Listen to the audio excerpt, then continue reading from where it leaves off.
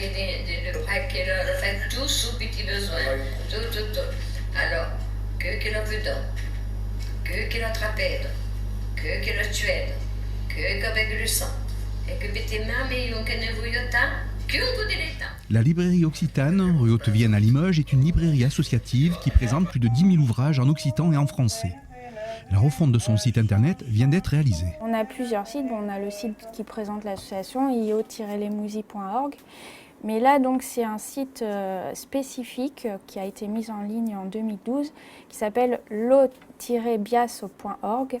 Alors, l'Obiasso en occitan limousin, c'est la besace. On voulait par là signifier un endroit où on met un peu tout ce qu'on a récolté, tout ce qu'on a collecté depuis 15 ans, puisque une des missions phares de l'association, c'est la collecte, c'est aller voir les gens qui parlent et les enregistrer. Alors on avait commencé par l'audio.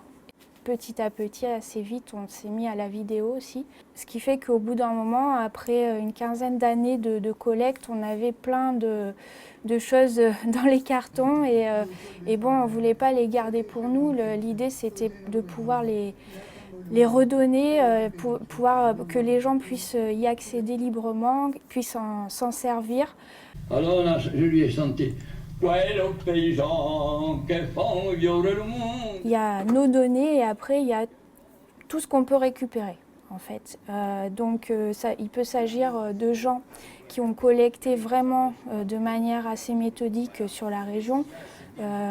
Par exemple Françoise Été, responsable du département de musique traditionnelle au Conservatoire de Limoges, Jean Domeillot, voilà, tous ces gens qui ont vraiment fait un travail de collecte et qui petit à petit nous confient leurs fonds.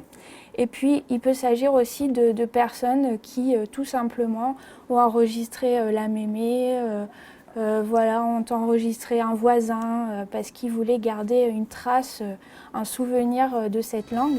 Page d'accueil, vous avez Kédénio. Donc là, c'est toutes les collectes les plus récentes qu'on a mises en ligne. Alors il y a environ 400 heures de collecte disponibles à ce jour sur le site.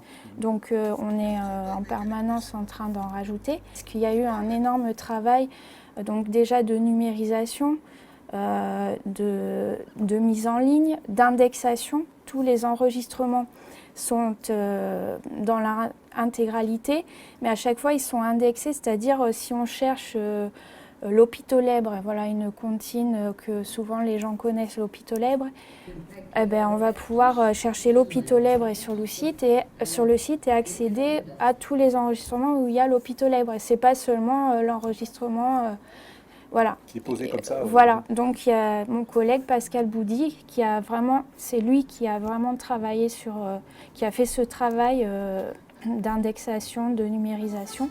Sur chaque enregistrement, il y a une notice.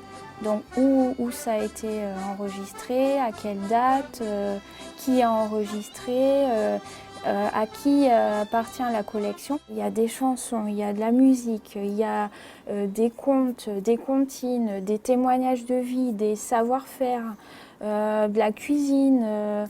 On peut y chercher par thème, par commune.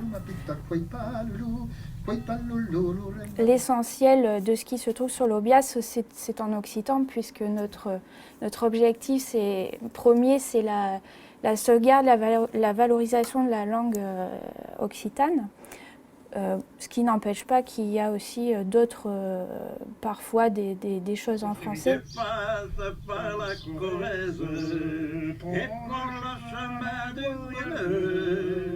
Tu longeras les falaises et tu sentiras au cœur que la nature